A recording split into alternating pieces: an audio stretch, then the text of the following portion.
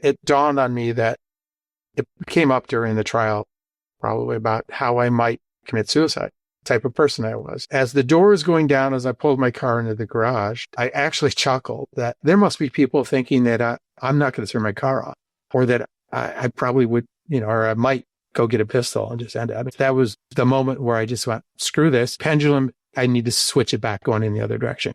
That was a point in my life where, damn it, I'm in charge. I'm the only one that can do this. I'm going to do this. Step into the world of success with your brand amplified, the ultimate podcast designed to unravel the intricacies of thriving businesses. I'm your host, Annika Jackson, and I'm on a mission to uncover the stories, strategies, and secrets that have propelled entrepreneurs and business leaders to success. I am absolutely thrilled to have Scott Martin on the show. One thing I talk about a lot with my students in digital media at USC, but also when I'm podcasting or when I have opportunities, is that the world is so much bigger than just one or two people. And we need to make sure that we are inclusive, creating accessibility, equality, equity. And Scott, your journey into becoming a disability advocate, I think is such a compelling story. And I'm very excited to have you here. And of course, we're going to keep a lot of focus on your book and your journey that you share with us. But before we do that, I just want to say thank you from the bottom of my heart for being here. Oh, thank you very much, Annika. I've been studying up on your episodes. I see what you're doing. I'm looking forward to this as well. And we're going to have a bang-up show. Well, I'm going to dive right in because you were gracious enough to send me a PDF of your book, Play from Your Heart. And it is just such an incredible story of your resilience, your coaching, being an athlete, and then moving into advocacy. So let's talk about the title, Play from Your Heart. Before we dive into the details, what does that title mean to you? Well, this goes back when I was a freshman in college. I was playing at the college level, and I started coaching already as a freshman and had a group of players. And I've always done this. I would tell the players or direct the players to turn off your brain and play from your heart. So too long of a title, but I think that just play from your heart covers the entire story. I'll throw this out with the World Cup coming to the United States, Mexico, and Canada. People are going to have a great chance to see players definitely playing from their heart. Their brains are going to be off because they know what they're doing with the ball, and they're going to be able to manipulate it. It's just going to be some gorgeous soccer if people haven't really been involved in the game. So I hope people take that up. But yeah, play from your heart covers the entire story. Amazing. And I just have to say, your opening, the opening page, I have it pulled up because it's such a compelling opening talking about the fact that you were the representative for the soccer team in top athletic strength and fitness performance, and you were the overall winner over all the other athletes. And I'm not going to say the words because I usually don't swear on the show, but how the F did you get here? Yeah. And I was like, I'm right there. I'm like, I know a little bit about your story, but that just hooked me right in. Yeah, when you think about it, it is. How the heck can this happen for someone where I was in athletics, all of a sudden becoming a disabled person, an amputee? Yeah. Well, let's talk about that before we dive into, because I want to know more about when you decided the story needed to be told. But before we do that, let's share your journey and your story. Go back to July 1993. Okay. I used to teach high school social studies and history, and I've been through, we'll get into all of that stuff. But I now substitute teach at the high school level. And our high school where I'm at all the time is grades 10 through 12. So at the beginning of the year, anytime I have a class full of sophomores, it's okay, folks, pull up a chair and sit down and say, I understand how rumors go, and let's just nip that in the bud. Here's my story. And I go with this. 1993, I was the head women's soccer coach at the University of Wisconsin at Eau Claire. Just coming off my first season there, we were nationally ranked. As I did quite often during my summers, I was heading over to Europe to top 3 tournaments over there. Had a great group of players from across the country selected. Nike heard about me and called and said, hey, we heard some stuff. We want you to come down to the regional camp outside of Chicago. 100 of the top players from the Midwest are going to be there. Boom. I mean, no problem. But I showed up in Adidas because that's what we were under contract for. So that was a good icebreaker, so to speak, in a different sort of way. Yeah, so we were there, and there were national team players there. They're going to be demonstrating, coaches from across the country. This is an amazing place for me to be, for a few days. Second day, we're going to be doing a coaches exhibition match. I mean, here we are with national team players, and we're playing for a while. I had to pull myself out, Monica. It was just so strange. I was in preparation. Every time I went to Europe, I would be as a guest player. The year before, I actually was able to play against the Dutch Olympic team. I mean, because I knew the coach. So it's not always what you know, but who you know. Pulled myself out, like you said, and I spent that night either throwing up profusely in the bathroom or shivering or sweating like crazy in my dorm room. Got up the next morning. Okay, we're outside of Chicago, but where are the hospitals? No idea where anyone would be. This is the weekend, too. So my mom was an hour and a half away. Mom, women always know what's going on. This is before cell phones. So she had no idea I was showing up a day early because I was going to pop in for maybe take her out for breakfast before I headed up to Minneapolis, St. Paul for visiting 2 recruits. But I showed up as soon as she saw me. Okay, it was, you get your butt over to the emergency room, something's wrong. She knew, I was brushing it off, so to speak, presented myself. They basically did not take blood tests, and that comes up a bit later in the story, and said, here, go drink some Gatorade, you're going to be fine.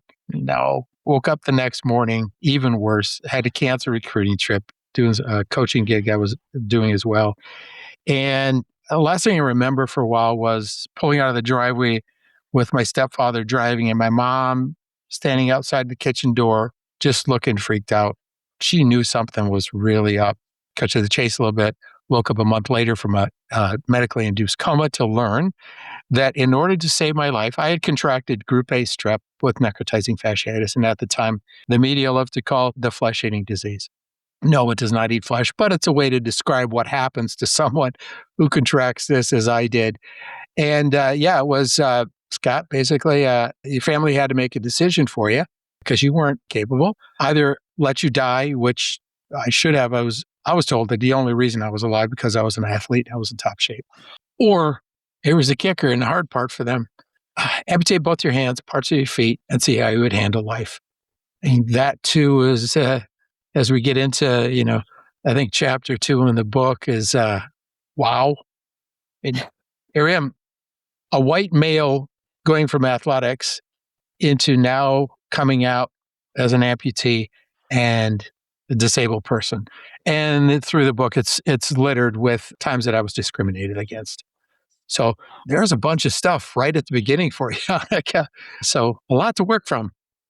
Yeah, well, and that was really a complete transformation of your identity, as you said, going from being a white male in athletics, a coach, somebody who knew all the people in the room, got to go to Europe, play against Olympic teams from other countries, and just really enjoying your lifestyle, to waking up, not understanding, I'm sure, how this is going to affect the rest of your life, and now being looked at as disabled, as different, as somebody who may not be as capable merely because you had physically changed.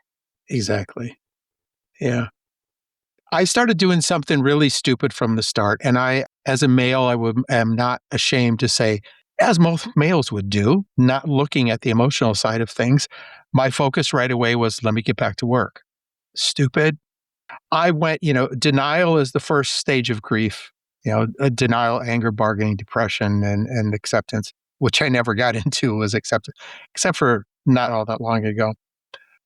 Yeah, it was so stupid. 4 more months in rehab to learn how to deal with things I never dealt with up here, and I never dealt with here. I never did. And I paid for it 4 years later, from running into the brick wall depression. And for those who are not watching this episode, which you should be watching it, but if you're listening to it, we love that too. But Scott just pointed to his head and his heart. So mentally and then emotionally, you were not in tune. Exactly. Yeah. And that's, wow, what a hard place to live. And how did you, when you threw yourself back into work, were you able to do the same things? For those who haven't, we're teasing out a lot of the story, but people will also hopefully pick up the book. But what happened next? Tell us a little bit about that, because you had to figure out how to deal with your new body, your new self, these constraints, but other people who were used to looking at you in a certain light also had to reframe. Exactly. And that's where we got into some more of the problems. There was a lot of faking going on, not only me, but I was looking at how I believed that other people viewed me. Like, oh, poor Scott. And how do they interact with me? But I would fake that off and rub it off with wisecracks and just Mm. don't worry about it. Let's go. Let's do all these same things. It did cause a huge issue for me. And how am I going to coach now? How am I going to lead and direct? Because a lot of it was through representation and through drills and demonstration. So once I started being fit for what I'm showing in the camera, these are myoelectric hands, folks. Once I was fit for these, of course, there was a there was a long learning curve. I started writing a coaching manual, right? I titled The Soccer Atlas, Where Are We Going and How Are We Going to Get There? That was for my program. That was for my players. Everything was in there. So it was, here you go. Let's work off of this now instead of demonstration. So there was a lot of learning that had to go on, how I was going to present, but also for myself. The way I got to the point of being able to utilize my hands properly, same way I learned how to bend and do some funky things with a soccer ball, bend it like Beckham around a wall. First thing was accept failure and actually expect failure. So as I did with like I said, trying to make a soccer ball do funky things, it was okay to make mistakes. I mean, right from the start. There's a part in the book about when some old friends of mine, teammates of mine, came and took me out for one night. I dropped a glass of rum and coke. Not surprising. There were a lot of instances, learning how to drive. We have a very humorous part in the book. All of this is totally honest. Everything really happened on how I learned how to manipulate a steering wheel. And it took me a little longer with how to manipulate a brake. So people can just imagine what would happen. That's where the humor comes in that when we're talking about that in the book. A lot of introspection, but I always avoided the emotional side. It was always how to change things, how to correct things, how to coach. And we still had nationally ranked teams. That was my goal. Actually, it was to win a national championship, but we still had national ranked teams. So I was doing something fairly correctly. I figured it out a bit. So Yeah. Yeah. So you still had this talent, you still had this brain. You're working through all of these transitions in your life while still trying to maintain this facade, as you say, of normality and just hoping everybody will still treat you the same. So acting as if, right? And not dealing with that brain fog. And there are other setbacks. You teased out a little bit that there were some things that they didn't do that they should have immediately. You had a malpractice suit, and that did not go your way. I'm sure that also just added to that brain fog and that wall that you hit a few years later.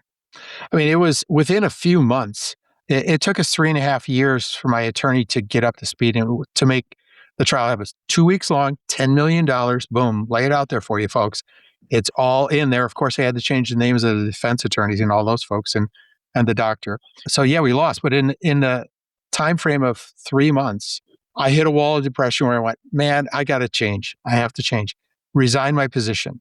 Left the program, but I suggested to my athletic director, bring in Sean, one of my assistants, as the head coach. That's where I really started learning about how I was going to be treated as a disabled person and, looking for jobs. And I go into it, one example that's in the book, and then the trial. And 2 weeks of that, I hit a wall during the trial. The night before I was going to appear on the stand, I had a breakdown. I mean, I explain it all very clearly in the book on how that happened. And then losing was another pivot point of now what? And, I explain it from other people's point of view. I drove home, parked my car in the garage, and it dawned on me that because it came up during the trial, probably about how I might commit suicide, type of person I was. That as the door was going down, as I pulled my car into the garage, I actually chuckled that there must be people thinking that I'm not going to turn my car off, or that I probably would, or I might go get a pistol and just end it. I mean, no, that was the moment where I just went, screw this. The pendulum, I need to switch it back going in the other direction. that was a point in my life where, damn it, I'm in charge. I'm the only one that can do this. I'm going to do this. So huge pivot point. And there are a couple more pivot points that happen off of this. So major time. But the fact that you were able to do that, because so many people can't pull themselves, like they don't have that, right? Even with the brain fog, the mental anguish, you still had that presence of mind where you could say, no, enough is enough. This is not who I am. This is not who I'm not going to allow this to define me. I define myself. That's huge. That is one thing after writing and just being honest in the book. I guess that is one thing that point, some people might really need to read that because we all go through shit. Sorry, but we come up with things, let's change it. Let's go in a different direction. Yeah. And I just have to applaud you for that so much because it was a separate issue, but it was recently the anniversary of one of my uncle's birthdays who had PTSD and did commit suicide and was not able to pull himself out and didn't get in touch with himself emotionally, do the work, right? And that's part of what you talk about is breaking down to build yourself back up. Exactly. I mean, I put it into a framework of something to achieve. Okay, so I did cheat a little bit. Okay, this is what I'm going to do next. So yeah, that did help me because I was the type of person I was and probably still am a bit. I need to put it in that context. Let's get some work done. Let's solve a problem. Yeah, but you did work on your emotional state at that point. So even with the reframing, right, you're able to find yourself again. And part of the interesting part and probably really surprising thing for me was that you walked away from coaching to adopt children. Weird, So huh? can you talk a little bit about that transition? I mean, I can see that you are helping give other people a hand up, a chance, an opportunity, because these kids in Romania and Ethiopia were probably likely not going to find a great adoptive parent or parents. So can you talk about what was that trigger for you in that pivotal point as well? People reading this are probably going to think, oh, this is BS. No, he didn't do that. What? It really was one of these times, and we all have them, I'm sure, in my life where it was, I don't know how this happened, Annika. I don't know where this came from. It was watching a news story out of Seattle of this couple that adopted two kids from Haiti. Their parents died during an earthquake, I believe it was, some sort of natural disaster. And I swear, within 10 minutes, I was upstairs in the home office researching adoptions. First place I wanted to go was Russia. I had been to the Soviet Union, so I saw what that was like. After the fall of the Soviet Union, I've been to Russia. I experienced what those people were like, and there was something that was pulling me in that direction. But when found out that an adoption in Russia was a lot like going to pick up a cat or a dog. Same thing. It was, oh yeah, we'll take that one, but not that. Decided not to do that. So changed the focus to Romania, which was, had been a communist bloc country. So yeah, little boy and little girl from Romania came home. That was because of money, a lack of money. They were number 4 and 5 in the family, and the parents were just so poor, they just put the children up. Things are different in Ethiopia, Annika. It has nothing to do with money. If you're family, you take over. So there's a lot of pride in how things are done. Flew to Addis, met my son, and came home. And a year later, went back to Addis and picked up a new little daughter. That was 4. 2 years later, made it the basketball team. This is what's kind of strange. I hope people pick up on that. It's like, oh, this guy went from coaching soccer, now he has 5. Oh, he had a basketball team. Yeah. And we had 5. I mean, it was weird. Those 3 kids all witnessed their parents die of AIDS. Oh. I mean, yeah. They had something that, I wanted to experience from and help from. Again, I don't know. I was away from soccer for 20 years during this time, raising all those kids. It was crazy. It was wonderful. It helped me. At least it helped me reframe how I led my life. I didn't fake it quite as much, even though I still did. But the fog you had mentioned a couple of times, that was kind of leaving by this time. So I was coming out of the depression with the loss of the fog. It was a sense of purpose Yeah. that you built. It's Yeah. strange. It overtook my sense of purpose to win a national championship. I mean, they're totally, completely different. But if you think about it, they are similar into trying to achieve something that others would only strive to do, but yet I wanted to go do it. So, accomplishment. It makes me think because I work with children in Cape Coast in Ghana and have had some of this, have heard some, I always say, God only gave me one of my own. Adoption and fostering wasn't in the cards with where I was at in life, but I have a lot of children over there because we've been able to help kids go to school. We built a home for kids whose families unfortunately couldn't keep them. Maybe similar, a mother or father died of AIDS, other parent might have also died or gone off to to the capital to find more work because they couldn't find good enough work. These children are left. And so it's not an adoption facility. You can't adopt the kids out of it, but at least they have a safe place. So let me ask you, I want Yeah. you to be emotional wherever it takes you. And I apologize if it takes you too far emotionally because I would get that. What was that like to leave those kids?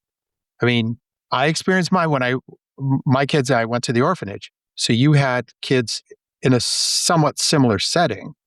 I will say I've been working with our partner organization there for over 15 years. And every time I've wanted to go over, when I had the means, I said, I could just donate this money and put more kids into school or give more kids Okay. clothes, Okay. right? Or food or whatever the case may be. And the partnership we have has been beautiful because now we got a grant for organic farming. And so we were able to lease farmland because the founders of the nonprofit there were farmers originally. That provided organic food sources, money to help feed and take care of the kids in the home, jobs for the community. And now last year we were able to buy some farmland closer to the orphanage. And now we have to figure out the next step, which is, okay, now we need to get new equipment and all the things that they need to really have it functioning because then there'll be complete self-sufficiency. So my daughter is now a senior in high school and I'm looking at, this is the time when I finally feel like I can go over there and meet these kids. And I am going to get emotional. And I'm going to cry a lot when I see them because there were kids we couldn't save. There were kids who didn't have a place to go and were trafficked and got AIDS.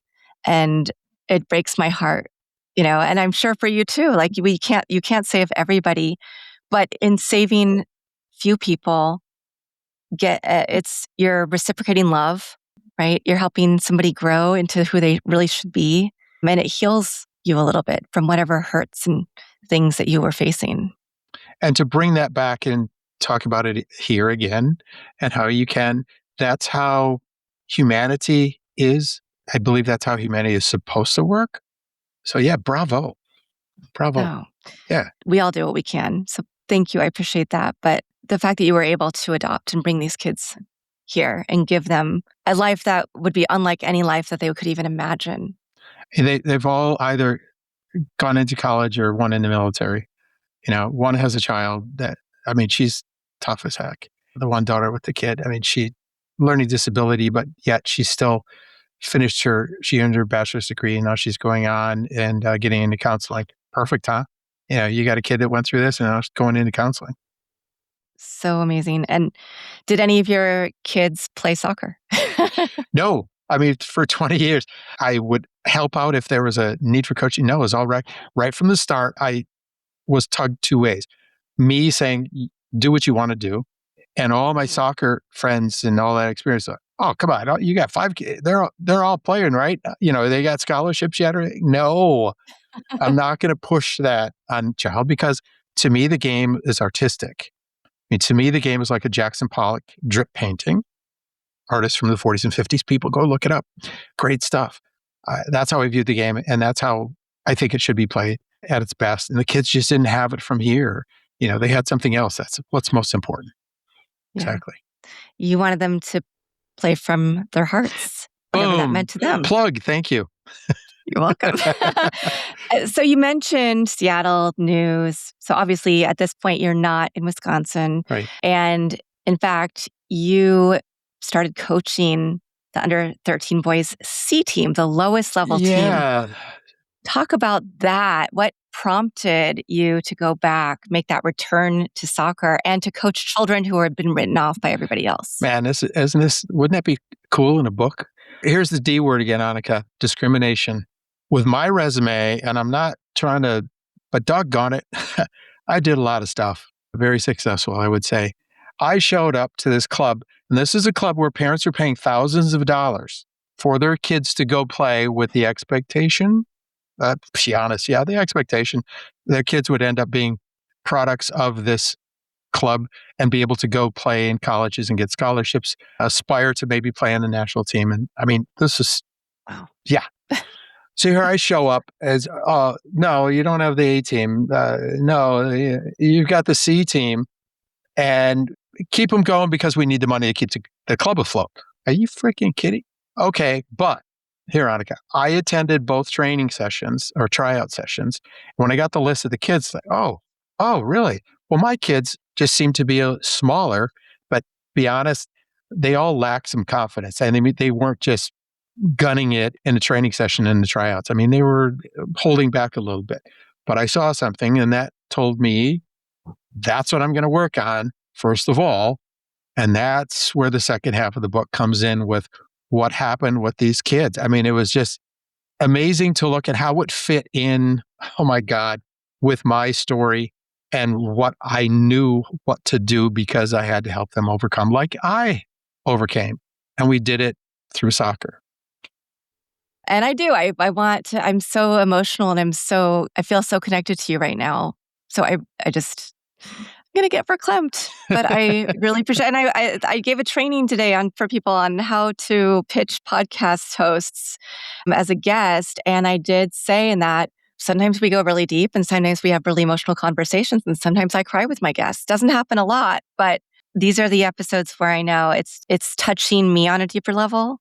And I know that it's touching other people who are listening or watching this episode on a deeper level. And I'm just honored to be able to share your journey and your story and you yourself. Oh, thanks. So, that's cool. Yeah. So your kids ended up going undefeated. They won a state championship. Yeah. So building up their confidence was the first. We had the full summer, the way they do it in Washington State, if there are any soccer parents there or players as well. The summer in Washington is about tournaments. We had 5 tournaments, capsulize this. They went up, won their first match and went, oh, okay, guys, I see what's happening here. I'm going to let you guys mess this up in their second match. And they went out and lost because they went past confident. They went to arrogance and they lost. So we had okay. Then they learned from there, second tournament, made it into the playoffs. 3 tournaments in a row, our final 3 tournaments, they made it to the final. That's the championship match on every single tournament.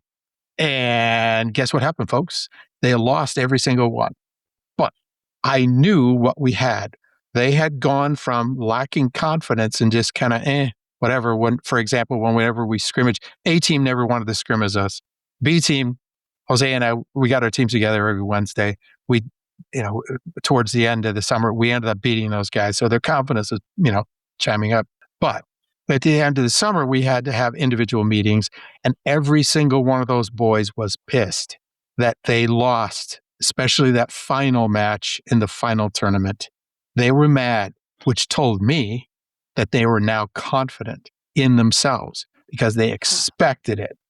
So leading into there is the first match of the season I won't get into, but folks, you got to read what happens in their first match. Oh my God, I made for movie right there with what happened in their first match of the league season. We ended up, going undefeated. I mean, with how these kids develop almost from match to match. And I do capsulize things. So it's not just for soccer rats, which is what I called my guys. They were my soccer rats, It's anybody could pick this up and I think follow it along. So I play it down a little bit. So yeah, I mean, that was fun. That was so much fun because I could watch these kids, 12 years old, 13, some of them, as we got on, they learned how to really play the game. And along with it, we had to ride with the director of coaching who put me on the C team. I have to change his name in the book too, folks, because I talk about that. He was not a nice, yeah, not a great person. So we had our own battles and how we played that out. So, God, there's a lot that went into that.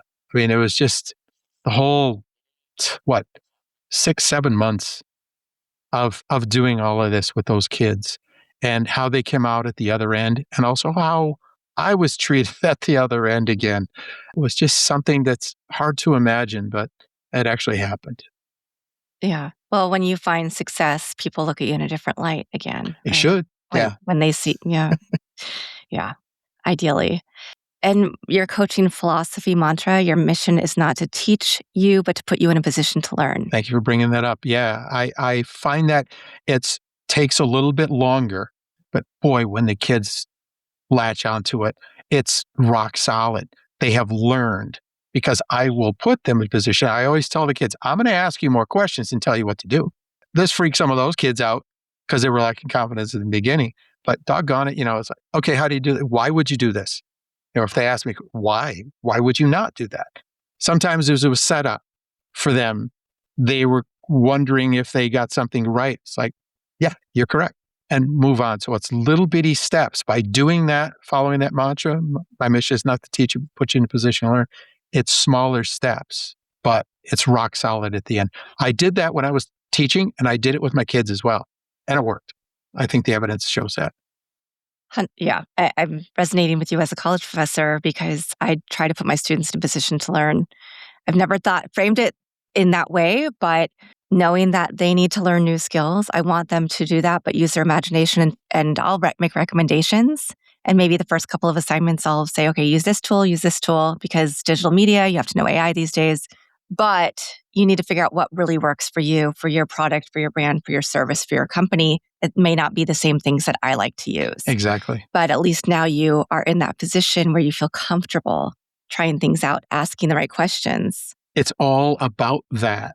On the other end, from the teaching side, the student side, the human side of learning all of this as they're going through life, it's all comes out to the same thing. They have to be able to function, depending, could be in what you're doing in a business, or if they're soccer, or on a history exam. It's all the same thing. You have to be confident in yourself. You have to work hard. Still comes down to that, right? And on the other end, you could reap some benefits. Now, part of your journey has been becoming a prominent voice in the community.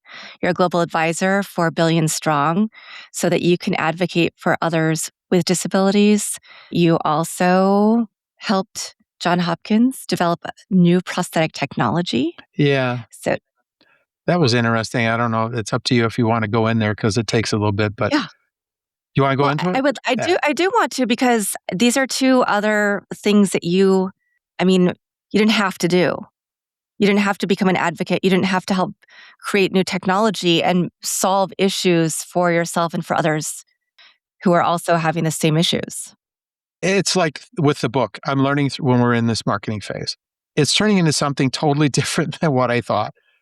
So I guess the same thing with the Johns Hopkins. It was somebody asked, or I'm finding that there's a reaction to something I'm doing. So therefore, my background as a teacher and a parent and a coach, like, yeah, go do it. You see something in me that I can do to help others. Okay, let's do it. So I was asked by Johns Hopkins to help them with something, and I did. We took something from the computer, and they took it and actually were able to produce something. So It's amazing. And I'm sure that helped move technology along from where it had been in terms of prosthetics. somewhat, I'll just, so I won't give away too much to folks. At the end of my time at Johns Hopkins, I went to dinner with the head honcho there. And because if you think, here, folks, my hands don't have a whole lot of parts to them. They're pretty simple. What they were producing were hands with individually moving fingers. So I said to him, you must have at least 4 times as many moving parts in that hand as mine have. And mine break down every 6 months. And it takes 2.5 months for them to return because of part of it is red tape. Yeah. If you're going to produce these, you better make darn sure. And these were for the war veterans coming back. And they're going to have health insurance through, yeah, not as good. Yeah, you better make darn sure that these things last. I never heard from Johns Hopkins again. Really? Yes, never did. Wow. Never did. I did wear one of those hands 2 years later, and I wore it for a couple of months and it fried, electronics fried, gave it back to them. And kind of part of me was, told you so. Yeah. So I would love to find out if there are any veterans, what their reaction has been to, or what their history was using these hands that have individually moving fingers. Was it beneficial? I think because Congress gave out millions of dollars, they were told that, oh, you have to go make these people look better. We have to, that's what it was. It was just to get through one period for Congress to applaud themselves for doing something. But what actually happened to it? I don't know for sure what happened, Annika. I'm afraid to find out. Yeah. So I can imagine. I've had other people on the show who've had to solve an issue, whether it was having carts, shopping carts at stores, right? And having to put a lot of money into that so that they could still take their child who'd grown but who was not functional to the market. And it's amazing what we do as individuals when we're trying to make change for ourselves and advocate on behalf of people, whether it's ourselves or family members or loved ones or other people in our communities, versus the idea of, yeah, this is supposed to have a really good purpose, but it also has a lot of monetization and a lot of other things behind it that, are not necessarily our primary drivers as people who are very heart-centered and want to make sure that we're putting people in a position to win. Well, it's funny how we all end up doing things together. Deborah Rue, R-U-H, Deborah Rue is the head of Billion Strong, and she's just one hell of an amazing person. Talk about, dropping your own guard to go help other people. I mean, Deb will do anything to help out the disabled community. I've learned quite a bit about the disabled community through her. And that was actually one of the initial reasons why I wrote the book, was to help the disabled community. And even though it's changed, it's morphed into so much more. But yeah, I mean, like you're saying, you and I came together now and we're similar thinking people, and probably your audience is going to be similar thinking as well. And maybe something can sprout from this conversation that we're having. Somebody else might, hey, yeah, I'm going to go volunteer. I'm going to go do that. I'm going to, see what I can do to help, or, give a positive attitude towards someone. Even those who are listening who have brands or big corporations or companies where they're selling products, something I try to emphasize is the number of people who are differently abled, whatever that means, is such a huge part of the ecosystem. And often people are not marketing towards different communities. And it's a huge missed opportunity, because if you have products and services that are open and tailored to everybody, and maybe specific things for people who are in the community, whether it's loss of limb, sight, hearing, whatever the case may be, you're going to create so much more brand value and loyalty from people that you bring into the fold. 3.8 billion disabled people in the world, spending trillions of dollars, yet the marketing towards them. Every once in a while, watch folks, every once in a while you see a commercial, maybe a television show, but not an extended character probably, of someone in a wheelchair, because it's the easiest, probably least expensive way to do that. And people understand people in wheelchairs, so therefore you got this. But yeah, what a missed opportunity. And one of the things that Deborah Rue does in Billion Strong, and I am total advocate for, is if you think about it, anyone that employs people, well, why not look at the disabled community? Disabled people have to deal with so much crap on a daily basis that's proof right there that they can solve problems. They have to be problem solvers. So why not look in that community for people that might fit that sort of a role? I think it comes down to misunderstanding and not being educated. And that's another thing that I think that is coming out of me doing the marketing aspect of, maybe I have to be doing and be a person that speaks up for those people, and also educate the non-visually disabled about what it's like. They're not used to, people don't know how to treat me when they finally notice that I have fake hands. Fool. they have no clue on how to act because it's not normal to try to deal with someone like that. So if me speaking openly and honestly all about this, and again, that the book is totally open and honest, I think maybe that can help, chisel away something into an art piece that we might see for everyone about accepting the visually disabled. No different, no different. Just have to deal with more crap. I could ask you questions for days, but we do want your book to become a bestseller. I know that's one of your goals. So we want people to go purchase it. So I want to ask you a few last questions. If there is one key message that you want people to take away from Play from Your Heart, what is it? I want it to be thought provoking to everyone, to cause people to think, and maybe even use the water cooler to talk to people. Hey, I read this book or whatever. Make people think, open their brains. Boy, turn off their brains. No, to use their brains in this case to absorb it. And I want it to be thought provoking, to stir conversation, to stir thought. Here you go. First time I'm saying this, to stir action, whatever that might mean to individuals, whether in a business or on the soccer field or whatever, or in the hiring process, or how to treat a neighbor that they happen to notice is suddenly disabled or they learned about them. So there you go. Okay. Well, shifting gears a little bit, one of the things I really loved was the music, how you put specific songs throughout your story, Yeah. whether it was from driving to that Nike camp to surgery music to recovery music. Why was music so important for you to include in your narrative? I And did not, I'm sorry to cut you off, but it was so like, this is new to me because I didn't intend this, what I want for people to do with this. So the opening chapter, the opening few paragraphs, I mentioned driving to Chicago and Love and Happiness by John Mellencamp is playing. And then when I get to the Nike camp, I talk about it, the trumpet that's in there is still in my brain, from the day before. I was cranking the tunes. And I always play music during training. Music to me is a metronome to help me to get the players to play like music, play funk, rhythm and blues, rock, disco, a lot of different things. So I list these in a book to tell the story. But it finally dawned on me when I got it back, I think the second time through an editor. I sat down and some reason it hit me as because I was reading electronically. I opened another tab, went to Spotify, and this is what I hope people do. It's now an interactive book, and I did not intend it. Plug in that song that I list. It could be I Won't Back Down by Tom Petty. This is when I'm heading to Washington to change my life. Go listen to that song.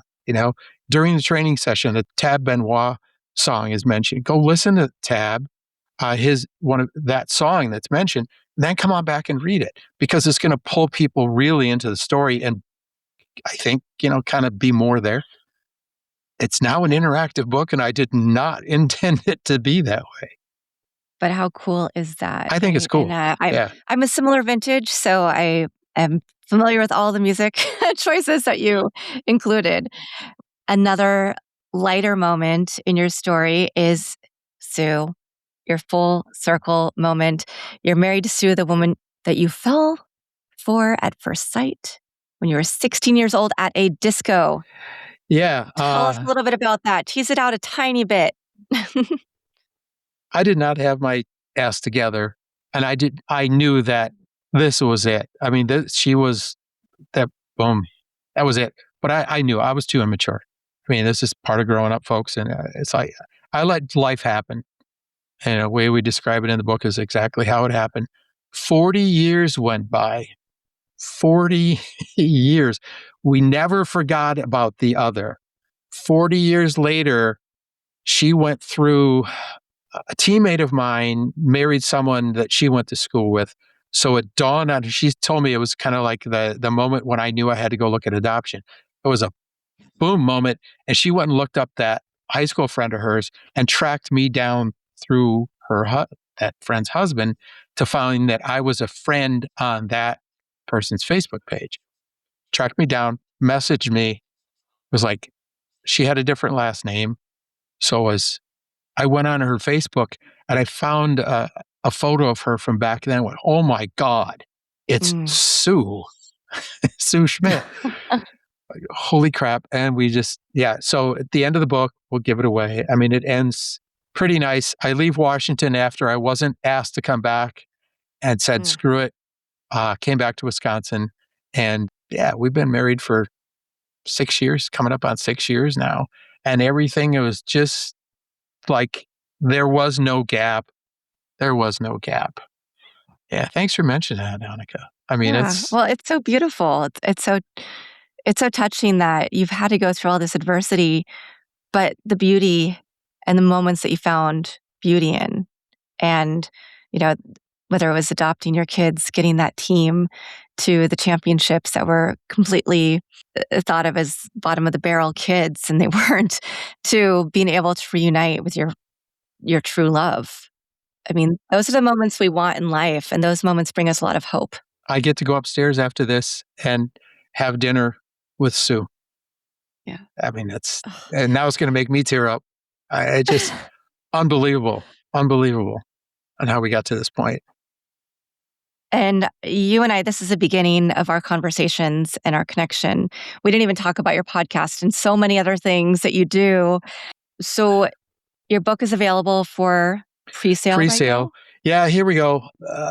I'm working with a independent small publisher out of New York City, Library Tales Publishing. Usher Morgan is the publisher. Great to work with. Gives me a lot of room to work with stuff. But the caveat is he has connections. Simon & Schuster is our distributor. Simon & Schuster, as everybody knows, that's a big publishing house. They've been dragging their feet on getting this thing on Amazon. And it's driving Usher crazy too. We keep hearing within 2 weeks for over a month now. In 2 weeks, it's going to be up on Amazon. So depending on when you drop, first place people should go is on Amazon. Pull up Play From Your Heart. See if we're on there. If not, I'm sorry, people. The call to action is to Google Scott Martin, Martin, Scott Martin book. That simple 3 words, Scott Martin book. Probably right up on top. We're on for pre-sale on the Library Tales site. He's got that on as we fight with Simon & Schuster to get their butt in gear. But hopefully, in your show notes, there'll be a link to Amazon, please, to do it. But it is someplace, so they can find it. Okay.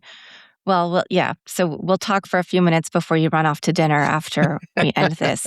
I am just, again, thankful that we were connected and that we were able to come together today. I'm so inspired and so excited to have you in my life now, and just looking forward to continuing to see how your journey unfolds and seeing your book go to the bestseller list. I hope so. Yep. Another thing I want to do. So yeah, I'll do it. Yeah. If I can, I'll do it. Amazing. Of course, everything will be in the show notes so people can reach out to you. I already have some people I want to connect you to. And if you're listening and this has inspired you, think about what action you can take to help out somebody who has something who's different than you, right? Who has a different ability, who, whether it's physical or something that you can't see by looking at them. It's so important that we have these moments together. We are all human. We should lead with empathy. And even if we can't imagine ourselves in somebody else's shoes, you still have to understand that we're all part of this world. We all need to work together. So I'm super inspired. I hope that you all are too. I'm sure that you are. And just want to leave you with that thought. So think about things. Go out and search for Scott's book. Help him get to bestseller. I have not said that for any of the other authors that have been on the show before, who all have fantastic books. But I feel really strongly about that. It is in my heart to help you get there. Thanks. So please, if you're listening, check it out. Ask Amazon why it's not there. Right? Let's get it there. Cool. So with that, thank you everybody who is watching this episode or listening to it, who's been inspired. And I will see you again in a couple days with another amazing guest to share their story, their journey, and make a difference in your life. Thanks for listening or watching to this episode of Your Brand Amplified. Don't forget to leave us a rating or review on your favorite podcast listening platform. And if you want to learn more, check us out at yourbrandamplified.com.